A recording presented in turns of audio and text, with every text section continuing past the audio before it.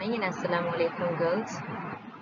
This is Sajdamis and this SEM, for your third SEM, I'll be taking literary criticism for you, part 2.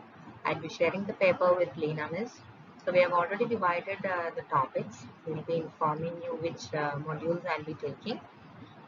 Anyway, this class I thought it could be an introduction to literary criticism.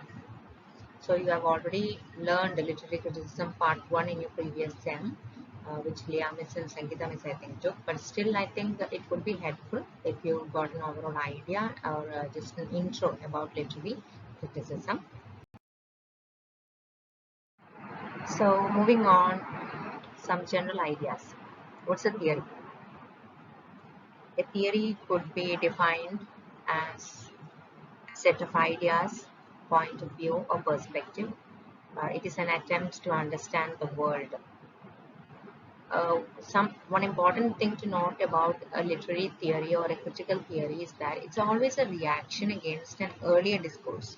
So earlier there was some concept like the Victorian, and then as a reaction came the next reading. So we can say that a theory is always a reaction against an earlier discourse. So when you apply a theory to literature, whatever theory it be, when you apply it to literature, it becomes a literary. Now, speaking of the growth of literary theories, it's very interesting when you study the growth of literary theories. Almost up to the Middle Ages, you find the center of all discourse was God, God or divinity. God or divinity in the sense that humanity or men believed that they were all sinners. Men thought that they were all sinners, that God was the only form of salvation, and the paintings and the works of those era, that is the medieval period, it all depicted men in the paintings, for example, as very gloomy and very sad. I'll be showing you that in the next slide. Anyway, the paintings and all showed men as being very gloomy and sad. Then with the coming of Renaissance, man realized that he can achieve everything, that he can achieve knowledge, he knows everything. That is when man started challenging God, or the focus of all theories or all literary theories specifically shifted to humanity. Man became the center of all discourse. Then moving on after the Renaissance, then after the coming to the 20th century, we find that the focus again after the Renaissance period, with the coming of the 20th century, again the focus shifted. Here the focus shifted to the author, text and reader. That is what I've written by ATR. Author, text and reader became the focus of all literary theories, with special reference to the culture, the society and the history. That is CSH. So you just have to note this and you can elaborate and write on your own. So author, text and reader, it's not separate, it's not what can we say, separated from society. So it's placed in a society which is in fact influenced by the culture and history. Then from the 20th, after the 20th century, up to the Third World War, this was the center of universe, that is author, text and reader. Now in the post-war theory, that is to the modern era, in the post-war theory after the World War II, we find that the focus shifted to culture, society and history. That is, the importance was not given to the text as such, the author was not significant, the reader was not significant. That is when we say the author is dead. The concept of author is dead or the text is not relevant, etc. comes here. That is, the complete focus is on the culture, society and history.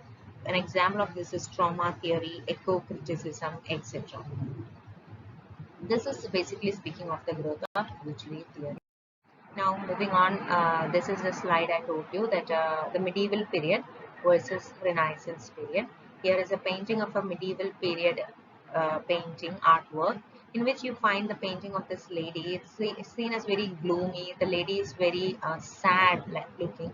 All the paintings of this era, if you analyze the medieval period artwork, were all such. And this second picture shows a medieval Renaissance artwork, in which the woman is a bit more defiant, a bit more, what can we say, confident. So that is the difference. I wanted to show you that the medieval artwork and the Renaissance. Now, classification of literary theories by M.H. Abrams, it's very important. M.H. Abrams had classified literary theories, so theoretical discourses, into four, uh, which were mimetic, pragmatic, expressive, and objective. Mimetic means, imitation. So here, according to this theory, text was an imitation of the universe. And in pragmatic, you find the focus is on the text and the reader. That is how the ethical effects of a literary text, how it influences the readers, how it makes changes to the society, etc. Like Plato, who argued that moral effect of a text, how it should change society, etc. Uh, Third form is expressive. Expressive focused on the text and the author. Text became an expression for the author. The text was very important. It was a form of expression for the author. That is where the term comes from, expressive. A romanticism can be seen as an example of an expressive literary theory, where the spontaneous overflow of emotions of an author is collected or is articulated. That is why it's called an expressive form. Next, we have the objective, where the text alone is the focus. The author is not important, only the text is important. That is why it's called objective. Text is seen as a very objective entity. That is, text is speaking to the reader. The text has something to say, etc. Some additional points, or some, what can we say, some important points to remember about criticism or literary critical theories when you study that. Till the end of 18th century, that is still before Romanticism, criticism focused on two major points, that is reason and imagination. Till Romanticism, the focus was always on reason and imagination. Then from Romanticism onwards, the focus shifted to the poem and the poet. Okay, so when you analyze the romantic text, you'll be able to understand how the poem and the poet becomes important rather than what's in it. Now, what's a moral critic and what's a genre critic? Plato is called a moral critic because he was more concerned about content of the work. Hence, he can be called a moral critic. These are just terms that you have to identify with or know. And a genre critic means Aristotle is a genre critic because he was more concerned with the form rather than the content of the text. Now, these are some of the important critical literary theories that you will be studying. Russian formalism, new criticism, archetypal criticism, reader response criticism, structuralism, post-structuralism, very important theories, psychoanalytical criticism, Marxist literary criticism. Many of these theories, they overlap or they have many similarities. You have cultural studies, cultural materialism or new historicism. We have a postmodernism, post-colonial criticism, eco-criticism, queer theory, and trauma theory. Okay, so if you go through your syllabus, some of these topics might already have been covered in your earlier part 1 last sem. So this sem you'll be having structuralism, post-structuralism, psychoanalytical criticism. You have cultural materialism, new historicism. You have eco-criticism. You have feminism. Okay, I've not mentioned feminism here. Feminism is also an important theory to deal with. So we have come to the end of this class or this session, but I'd like you to have this quote in your mind.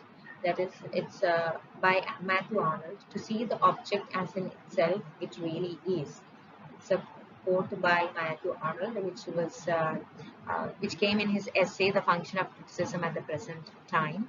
Actually, this statement is very important because it's considered the leading statement or the beginning of 20th century theories. 20th century theories are the theories that we'll be dealing with in this semester.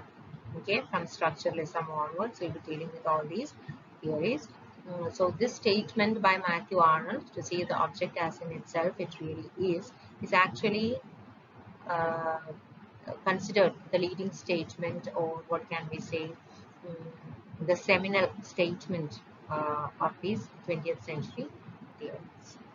So thank you girls. We'll be going to our next class soon. I think I'll be starting with post-colonial criticism. So thank you for your time and patience.